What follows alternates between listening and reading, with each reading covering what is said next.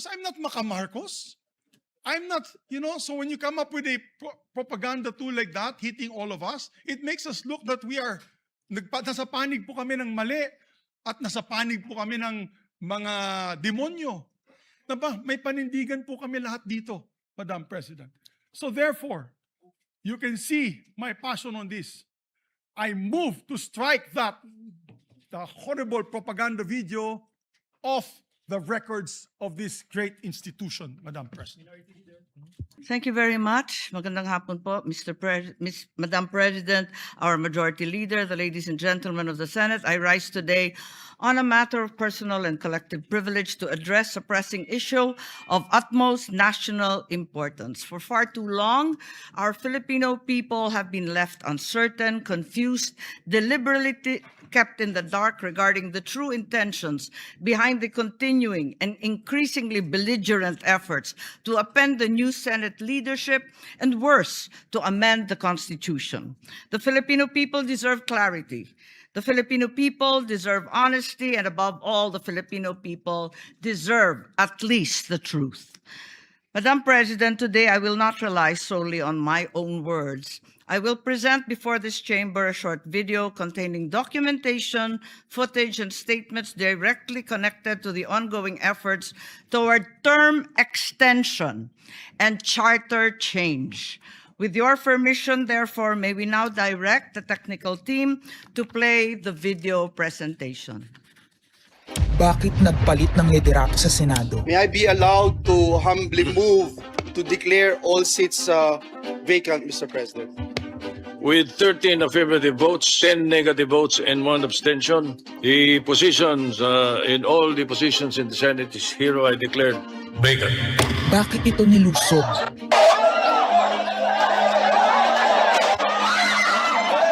Bakit patuloy ang pananakot? Talagang garabalan, obvious na obvious, iniisa-isa ang majority.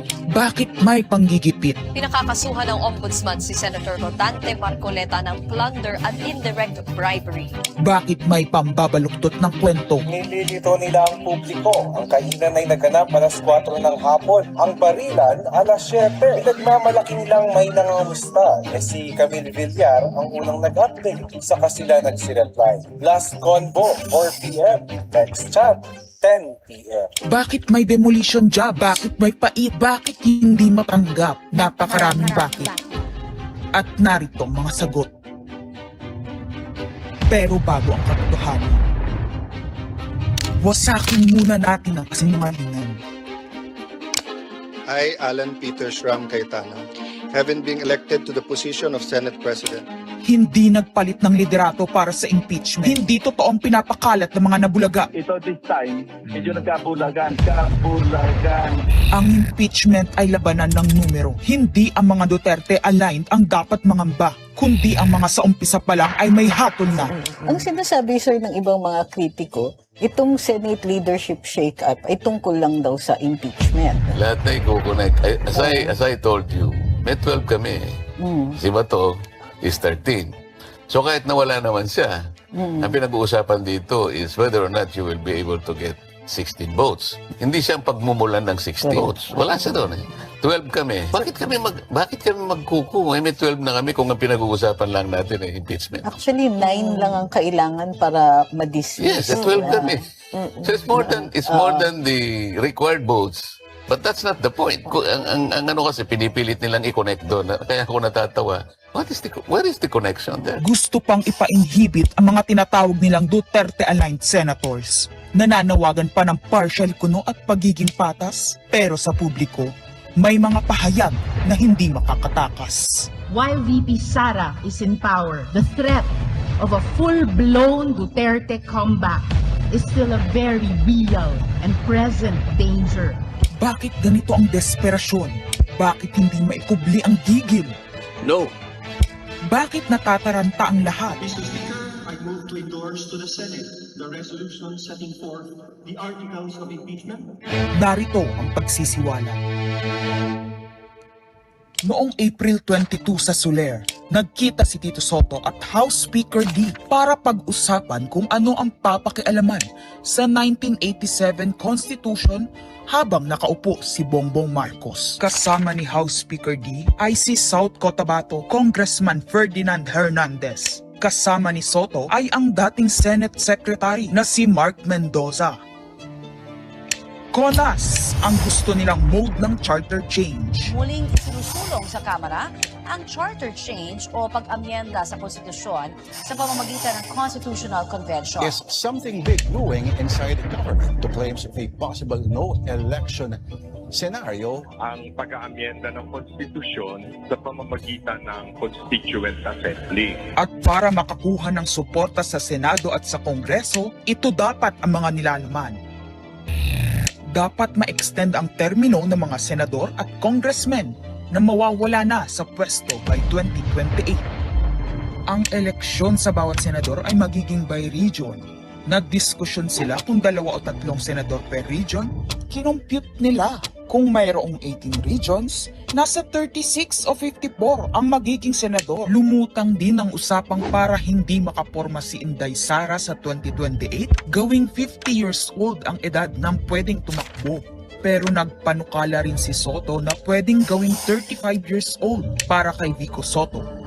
Dahil ipagmamayabang niyang kayang talunin ito si Inday Sara.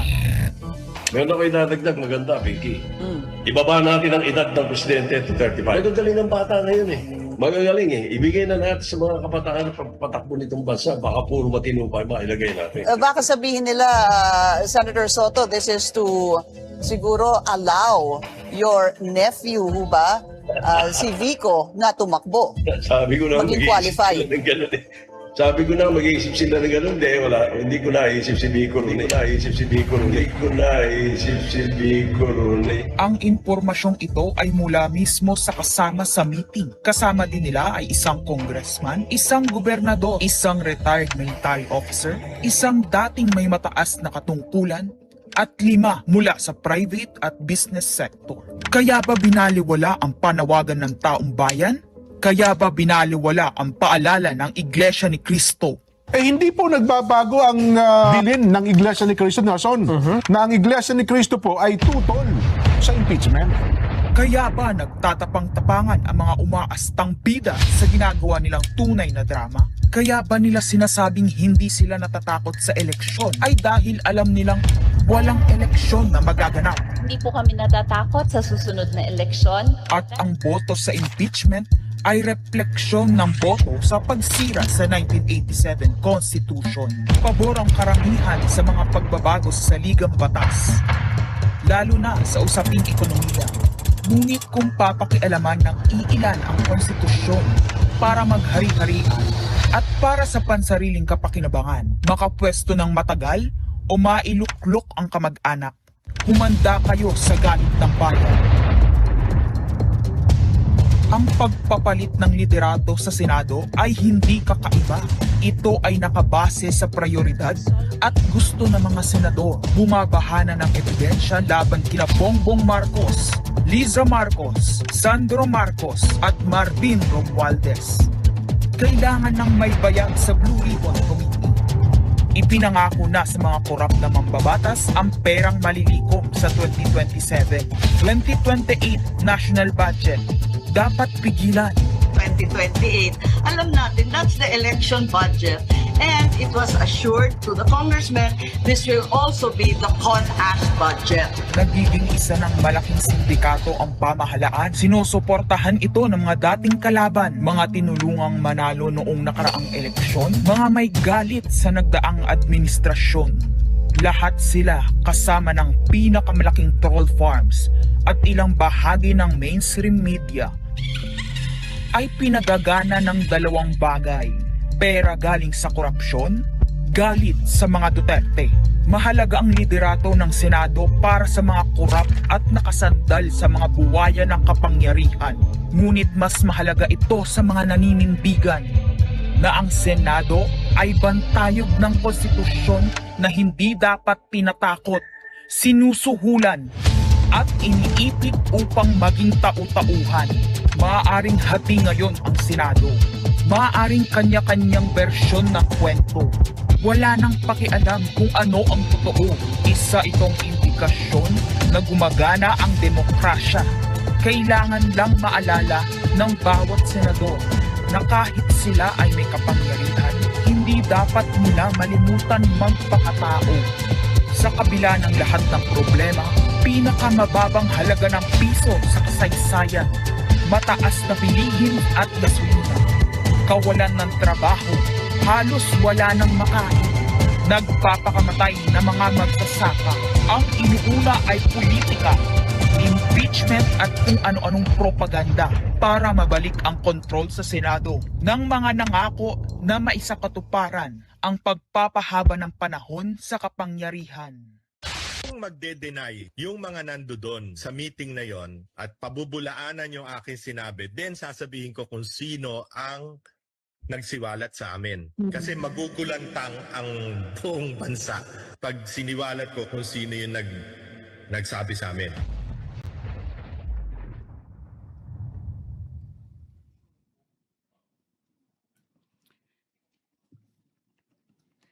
Impeachment, no elections, term extension. Ito ang inaatupag ng ilang mambabatas na nagiging mambubutas ng sikmura ng taong bayan. Inuuna ito kesa gutom, trabaho, kalusugan, kabuhayan. Gusto nilang pahabain ang paghihirap ng Pilipino, gusto ata nilang gumapang ang bayan sa dusa, gaya ng paggapang ng mga buhaya sa kaban ng bayan at konstitusyon. Ginoong Pangulo, Ginang Pangulo, hindi ko inaakalang aabot sa punto ng buhay ko na ako, isang Marcos, magtatanggol ng 1987 Constitution, isang saligang batas na isinulat laban sa aming pamilya. Pero sa huling pagbisita ko sa libingan ng mga bayani sa puntod ng aking ama, pinaalala ako ng mga katagang nakasulat sa kanyang himlayan, Pilipino. At bilang Pilipino, bilang isang lingkod bayan, bilang isang kaisa-isang anak ni Ferdinand Marcos na may lakas ng loob na tumindig para sa ating bansa, dapat protektahan natin ang saligang batas ng Pilipinas. Nitong mga nakaraang linggo, hindi lang ako basta Pilipino, hindi lang ako basta senador. Naging reporter pa at vlogger dahil walang mag-cover sa totoong nangyayari. Pero napakaraming nagko-cover up sa mga korap na politiko. Kung meron nakakaalam sa galit ng bayan pagdating sa pagpapahaba ng poder sa kapangyarihan, nasa unahan na ako ng listahan. Hindi ako makakapayag na walang maisabuhay sa mga aral ng kasaysayan. Noong naharang natin ang PI na yan, People's Initiative, noong Enero 2024, hindi naman sila tumigil. Noong 12 ng Agosto 2025, unang inihayag ni Bongbong Marcos ng ating Pangulo na hindi niya tututulan ang isang Constitutional Convention o CONCON upang ayusin umano ang mga butas sa saligang batas, kasunod ng pahiwatig ng Kongreso na sumusuporta nito.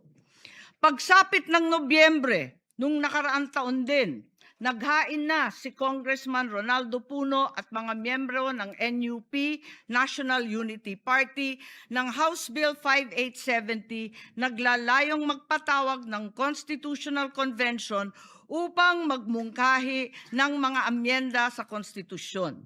Noong 30 ng Enero 2026, nagpahayag naman si dating Senate President Soto ng suporta sa pagtalakay ng mga amyenda sa konstitusyon matapos ang desisyon ng Korte Suprema kaugnay ng impeachment laban kay VP Sara Duterte.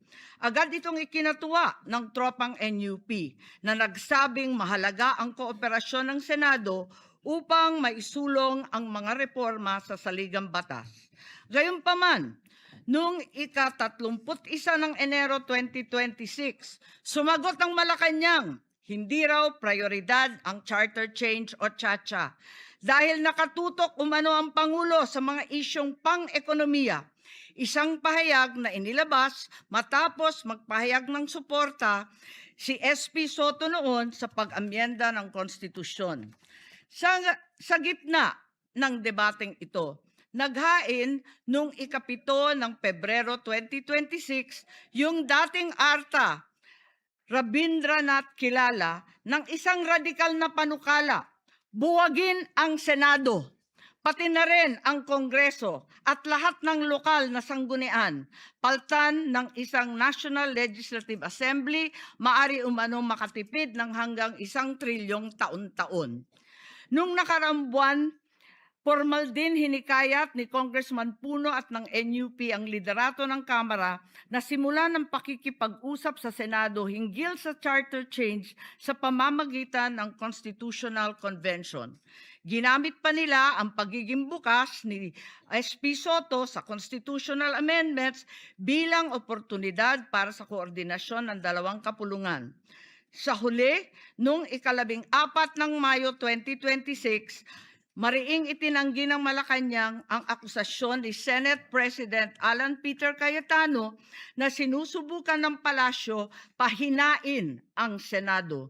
Binigyan diin ng palasyo na hindi pinag-uusapan ng tsatsa at inulit ang pananaw ng Pangulo na hindi ang pag-amyenda ng saligang batas ang sagot sa kasalukuyang problema ng bansa.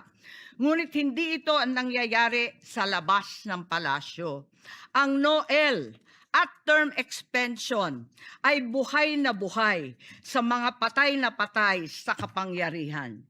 Pagkat sa kasalukuyang ika-20, ika-20 Kongreso, maraming panukalang naglalayong baguhin ang konstitusyon. Mula sa House Bill 368 ni Congressman Abante na nagsusulong ng CONCON hanggang sa resolution of both houses number 1 ni Congressman Garbin. Sinundan pa ng resolution of both houses number 2, naglalaman ng mungkahing ibaba sa 35 anyos ang minimum age requirement ng presidente at ang vice-presidente 30 ang edad. Bukod dito, Congressman Richard Gomez naghain ng resolution number 3 upang amyendahan din ang Constitution. Meron pang resolution number 4, nagmumungkahi gawing 3 taon na lamang, 3 magkakasunod na termino ang panunungkulan ng mga senador. Nariyan ang House Resolution 460 ni na Congressman Oreta, Congressman Remulla, Congressman Daza at iba pa na bibigyan linaw daw ang kahulugan ng forthwith sa impeachment. At mula noong Abril, habang hinihikayat ng mga congressman na bumoto sa impeachment, malakas ang ugong ng NOEL sa 2028. Lumutang na rin ang mga detalye. Magte-term extension ang mga congressman at madadagdagan ng 3 taon na mananatiling nakaupo sa pwesto hanggang 2031. Ganon din, 2028.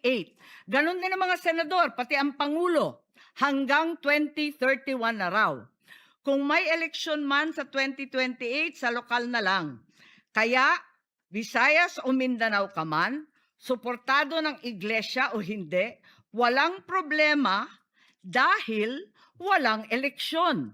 Kaya ang tanong ngayon, ayaw ba talaga ng palasyo sa tsatsa o kunwari lang? O talaga bang wala ng respeto sa Pangulo? Bukod kay Lito Banayo, napakarami kong sources patungkol sa mga meeting na naganap para sa sinusulong na Constituent Assembly o CONAS. Mga kalipunan ng mga politikong hindi nananalo sa mga matataas na posisyon, inaambisyon nila. Kung hindi kayang manalo sa boto, baguhin na lang ang konstitusyon. Noon pa man, hindi ako naging hadlang sa pagbabago. Kumpara lamang sa ekonomiya at ikagiginhawa ng buhay ng Pilipino. Pero magagaling ang mga buwaya. Tahimik na gumagapang upang malamon pati ang konstitusyon. Kung nagsisinungaling ang mga nagsumbong sa akin, kung sasabihin kasinungalingan ang sinabi ko ngayon at ang pinalabas, Hinihikayat ko ang mga senador ngayon sa ating bulwagan. Ipangako natin sa taong bayan na may eleksyon sa 2028 mula sa presidential hanggang sa lokal.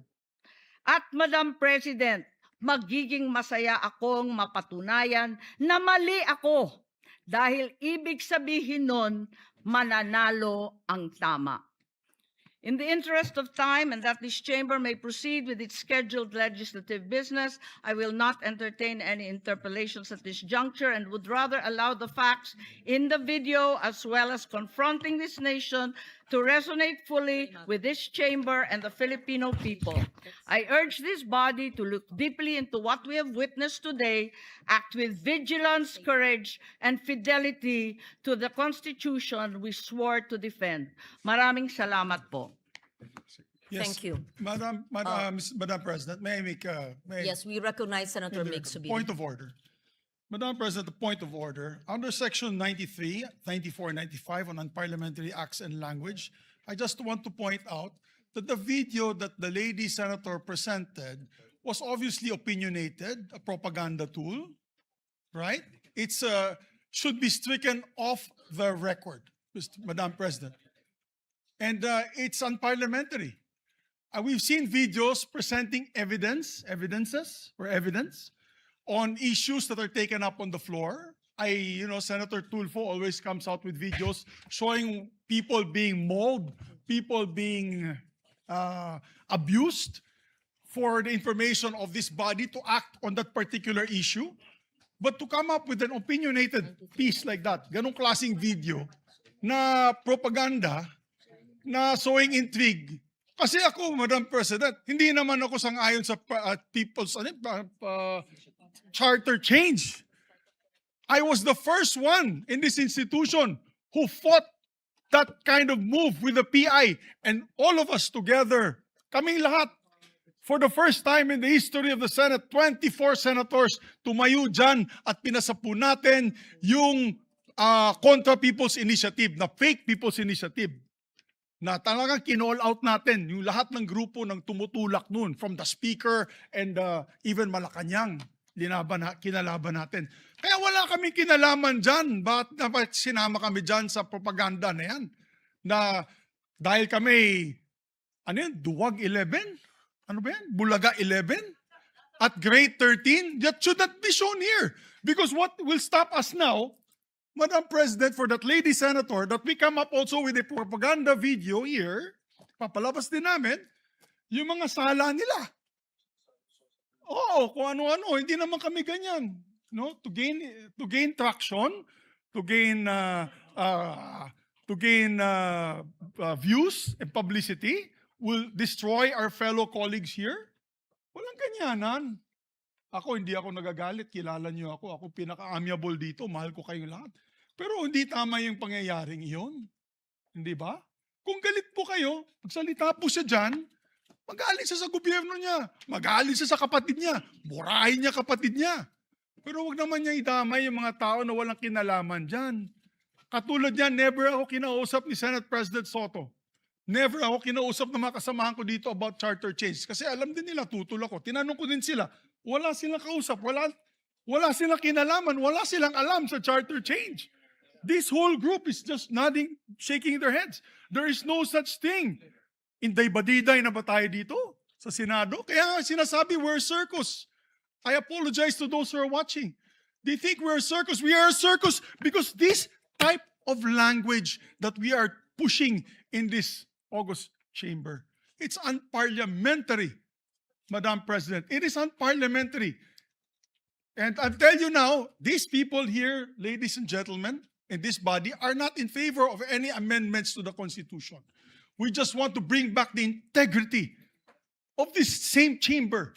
Cannot we discuss that as a group, as a body, that we fight for our integrity, for the good name to be brought back, for people like Jokno, people like Tanyada, people like Aquino, people like Salonga, even Frank Drilon, people like Miriam Defensor Santiago, Joker Arroyo, who stood here for what was the best times of our institution. Have we forgotten that and we've made it already like a circus? Madam Chair, I do not agree. Because I'm not Macamarcos. I'm not, so when you come up with a propaganda tool like that, hitting all of us, it makes us look that we are, nasa panig po kami ng mali at nasa panig po kami ng mga demonyo. May panindigan po kami lahat dito, Madam President. So therefore, you can see my passion on this. I move to strike the horrible propaganda video off the records of this great institution, Madam President.